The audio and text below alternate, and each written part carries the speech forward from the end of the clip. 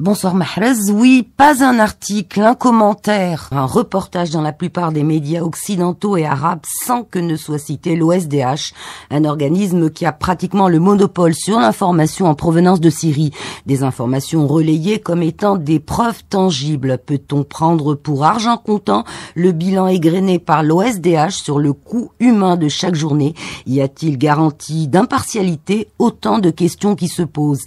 Élément de réponse avec Pierre Piccinin, politologue et chercheur belge, auteur de plusieurs reportages en Syrie. Il a mené une enquête sur cet organisme basé à Londres. J'ai fait une petite enquête. L'OSDH, en fait, ce n'est pas l'OSDH, mais les OSDH. Il y a deux structures. Il y a l'OSDH historique, qui est dirigé par Rami Abdelrahman, qui est tout seul, en fait, avec une secrétaire à mi-temps, parce que lui ne parle pas très bien l'anglais. C'est un Syrien immigré à Londres, qui a un magasin de prêt-à-porter à Coventry. Et ce monsieur, donc, avait au début une petite équipe d'une dizaine de personnes, aussi des Syriens immigrés à Londres, qui travaillaient avec lui. Mais ils se sont rendus compte qu'il était en liaison avec Rifat al-Assad, donc l'oncle de Bachar al-Assad, qui aujourd'hui s'est présenté lui aussi comme un opposant et voudrait jouer les présidents de transition au cas où le gouvernement al-Assad tomberait en Syrie. J'ai également pu établir un lien entre l'OSDH-2, donc ces 9 personnes qui ont quitté l'OSDH historique, entre ces personnes et des membres du Conseil national syrien. Démonstration à l'appui, Pierre Piccinin doute de la crédibilité de ces OSDH. En juillet 2011, j'étais à Hama et j'ai assisté à la manifestation qui avait lieu un vendredi, donc à la mi-journée, donc la grande manifestation de la semaine. C'était assez impressionnant, mais j'avais compté environ une dizaine de milliers de personnes.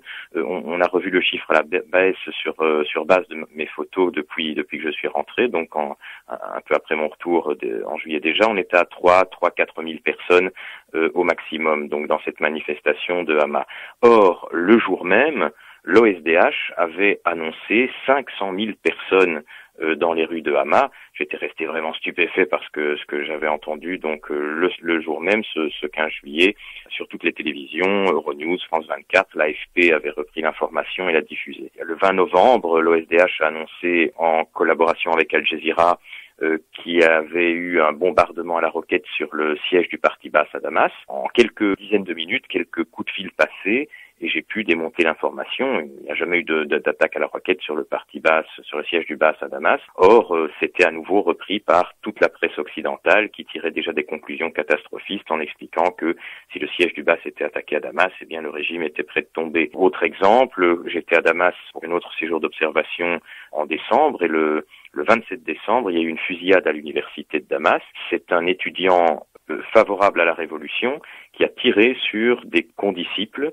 qui, eux, soutenaient Bachar al-Assad.